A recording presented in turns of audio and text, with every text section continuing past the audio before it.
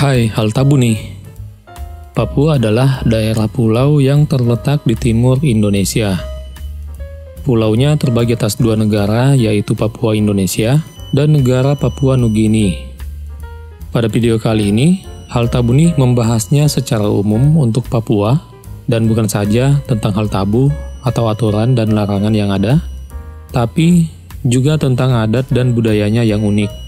Selain itu, aturan dan larangan yang hal tabu nih sebutkan adalah hal yang ada di Papua Indonesia dan mungkin saja ada di Papua Nugini. Oke, langsung saja ke poin-poinnya tentang hukum adat, budaya, aturan, dan larangan di Papua yang sebagian mungkin dianggap unik oleh Anda dan sebenarnya masih tabu untuk kita bahas. Dan kita mulai membahas adat istiadat dan budaya unik di Papua. 1. Potong jari atau iki palek. Budaya potong jari atau yang dalam bahasa daerah suku Dani disebut sebagai iki palek merupakan tradisi Papua yang telah berlangsung selama ribuan tahun di sana. Meskipun terdengar ekstrim dan menyeramkan, makna di balik pelaksanaan budaya ini cukup dalam.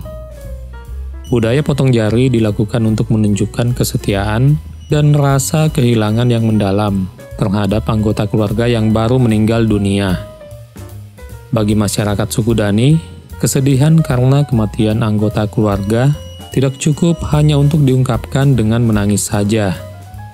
Luka hati yang dirasakan baru akan sembuh bersamaan dengan luka karena jari yang terpotong. Jari dalam budaya suku Dani merupakan simbol kekuatan dan persatuan. Jumlah jari yang hilang pada masyarakat suku Dani menandakan jumlah anggota keluarga yang telah meninggal dunia. Jadi, jangan heran jika Anda melihat masyarakat suku Dani dengan jari yang hilang. Budaya potong jari telah menjadi bagian dari tradisi dan kepercayaan mereka yang diwariskan dari generasi ke generasi. Yang kedua, pembuatan tifa dengan darah. Di Papua, terdapat sebuah budaya ekstrim yaitu pembuatan tifa atau alat musik khas Papua menggunakan darah pembuatnya sendiri. Namun, tidak seluruh bagian tifa dibuat dari darah. Hanya menggunakan darah manusia sebagai perekat pada membran tifa yang terbuat dari kulit biawak. Budaya ini berasal dari suku Kamoro, di mana dalam proses pembuatannya, sebelum kulit biawak ditempelkan ke ujung gendang kayu, sekelompok pria Kamoro akan menyumbangkan darah mereka untuk digunakan sebagai perekat tifa. Mereka akan menyilet bagian paha untuk diambil darahnya. Proses ini dilakukan berkali-kali. Setelah darah ditampung dalam cangkang kerang, pembuat tifa akan mengoleskan darah pada membran tifa dan merekatkan kulit biawak sambil menariknya kencang. Kemudian, tali pengikat dipasang untuk memperkuat perekatan kulit biawak. Tifa yang telah jadi kemudian dicoba dimainkan. Apabila suaranya tidak memuaskan, kulit biawak akan dipanaskan di atas api kecil dan tifa dimainkan ulang. Yang ketiga, injak piring dalam tradisi Mansorandak. Bagi orang-orang yang berasal dari suku Biak dan telah merantau dalam waktu yang lama, mereka akan disambut dengan tradisi Mansorandak saat pulang ke Papua. Tradisi ini dilakukan sebagai bentuk rasa syukur karena orang yang pulang sudah bisa kembali ke kampung halaman. Mansorandak merupakan budaya asli suku Biak yang tinggal di sekitar Teluk Doreri di Manokwari. Dalam tradisi ini, orang-orang akan menginjak piring yang diyakini akan mengusir roh jahat yang menemani mereka sepanjang perjalanan merantau. Yang keempat, bakar batu. Tradisi bakar batu atau dikenal sebagai barapen dalam bahasa lokal Jayawijaya adalah upacara yang dilakukan untuk mengungkapkan rasa syukur, menjalin silaturahmi, atau mengumpulkan prajurit untuk berperang. Biasanya, tradisi ini hanya dilakukan oleh suku-suku yang tinggal di daerah pegunungan atau pedalaman, seperti di Lembah Baliem, Nabire, Paniai, Pegunungan Tengah, Dekai, Pegunungan Bintang, Yahukimo, dan Jayawijaya. Selain digunakan untuk mengungkapkan rasa syukur, Terkadang tradisi ini juga dilakukan untuk menyambut tamu agung, seperti bupati, gubernur, presiden, atau tamu agung lainnya. Yang kelima, aturan Tiai Tiki dan Sasi Enggama. Aturan ini untuk melindungi alam, utamanya laut.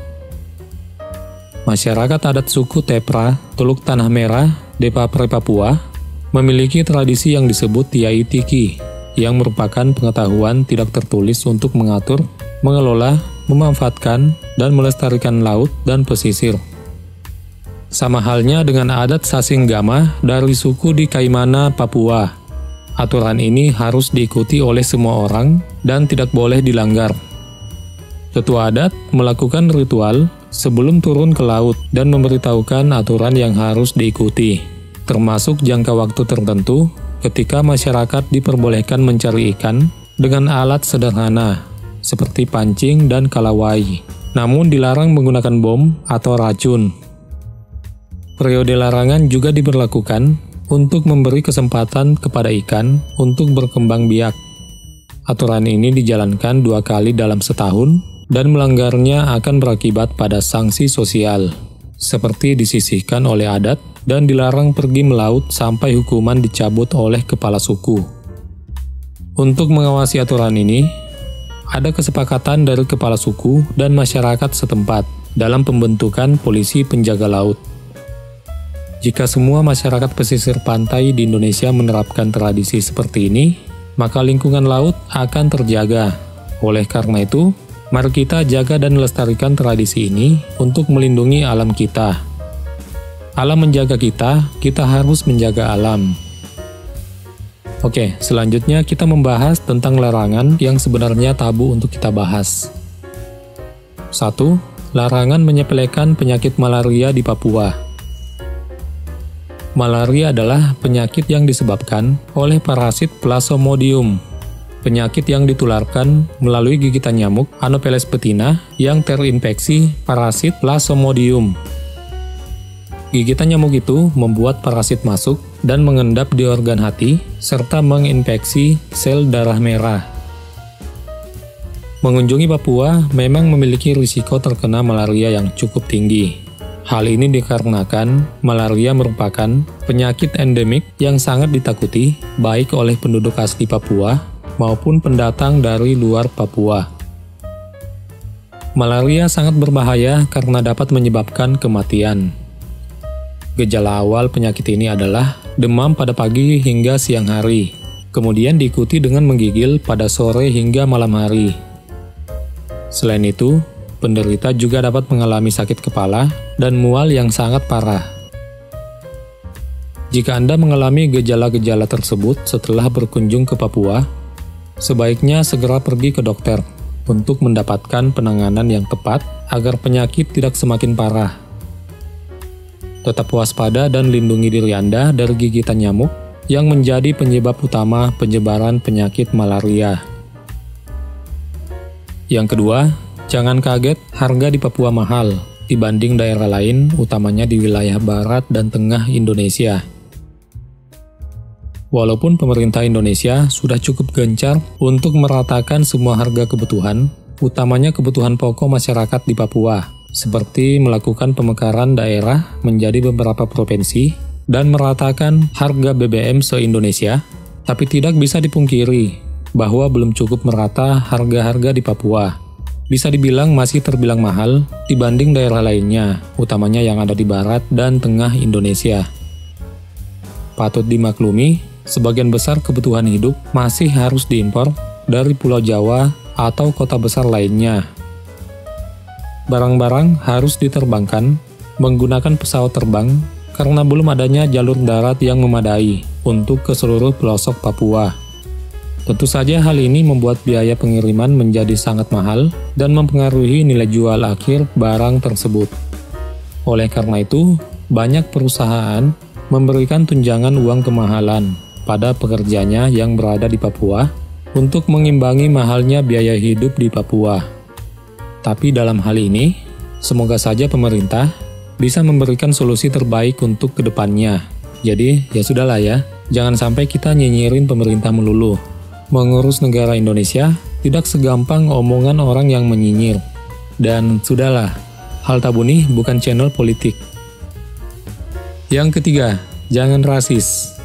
Dalam hal ini, Hal Tabu nih tidak mau menerangkan panjang lebar, karena Anda pasti sudah paham bahwa banyak kasus rasisme di negeri ini yang berhubungan dengan Indonesia Timur.